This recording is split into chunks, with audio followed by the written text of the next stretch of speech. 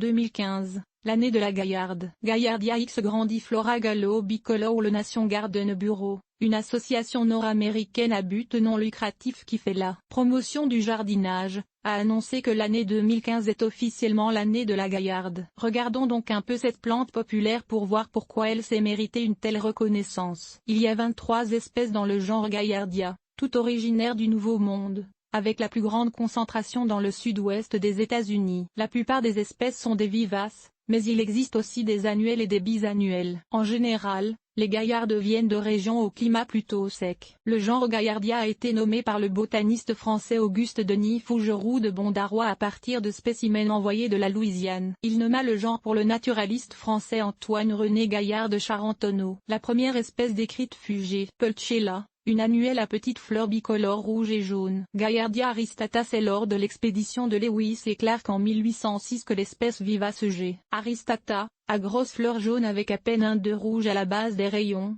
fut récoltée en Montana. C'est l'espèce la plus largement distribuée dans la nature, trouvée un partout dans les prairies canadiennes et le Midwest américain, et jusqu'à dans les Rocheuses. C'est en 1857 qu'une pollinisation croisée fortuite eut lieu entre l'espèce annuelle, G. pulchella, et l'espèce vivace, G. aristata, dans un jardin belge où les deux étaient cultivés. L'espèce hybride résultant du croisement, G. X grandiflora, produisait de grosses fleurs bicolores sur des tiges solides et s'est montrée parfaitement adaptée aux conditions de jardin. C'est surtout cette gaillarde à grandes fleurs qui décore nos jardins aujourd'hui, bien que la gaillarde annuelle G. pulchella connaît une certaine popularité, notamment dans les mélanges de fleurs sauvages. Les gaillardes sont réputées pour leur floraison abondante et durable. La plupart commencent à fleurir au mois de juin et sont encore en fleurs en septembre et même plus tard. Gaillardia X grandiflora fanfare, montrant des rayons tubulaires. La fleur de la gaillarde est en fait une inflorescence composée. Le disque bombé au centre est couvert de petites fleurs fertiles. Il est entouré de fleurs stériles nettement plus longues et portées à l'horizontale appelées rayons qui passent pour des pétales. Les rayons sont habituellement aplatis, mais il existe des cultivars aux rayons enroulés en trompette aussi. Cette combinaison de disques bombés et d'une auréole de rayons donne une fleur en forme de marguerite conçue pour attirer les insectes, pollinisateurs et notamment les papillons,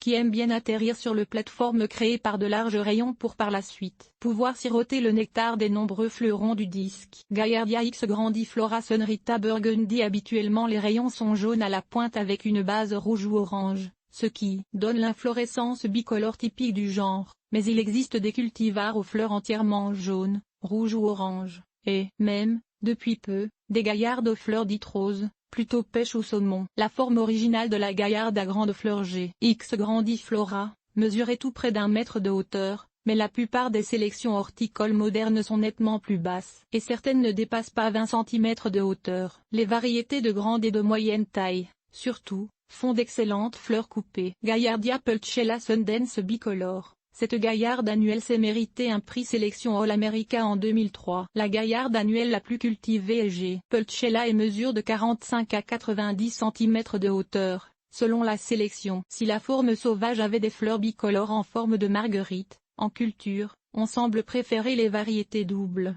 Elles produisent des pompons ronds de 5 cm aux fleurs jaunes, rouges ou jaunes et rouges. Culture. Les gaillardes préfèrent un bon drainage et peuvent avoir de la difficulté à pousser dans un sol glaiseux, surtout s'il reste longtemps détrempé. Si cela ressemble à votre sol, mieux vaut créer une petite section surélevée en couvrant la glaise de moins 15 cm de terre poreuse. La qualité même du sol, acidité, richesse, etc., n'a que peu d'importance. Par contre, il faut le plein soleil pour cette plante habituée au soleil intense des prairies. Malgré son excellente tolérance de la sécheresse, vous aurez une floraison plus abondante si vous l'arrosez au besoin. En général on sème les gaillardes annuelles en pleine terre à l'automne ou tôt au printemps, puis les graines germent quand la température du sol s'élève. Pour que les variétés vivaces fleurissent la première année, mieux vaut les semer à l'intérieur vers le 15 avril, sans couvrir les graines de terreau, car il leur faut de la lumière pour germer. On peut aussi, bien sûr, acheter des plants de gaillarde vivace en pépinière. La gaillarde vivace n'est pas une vivace très longévive,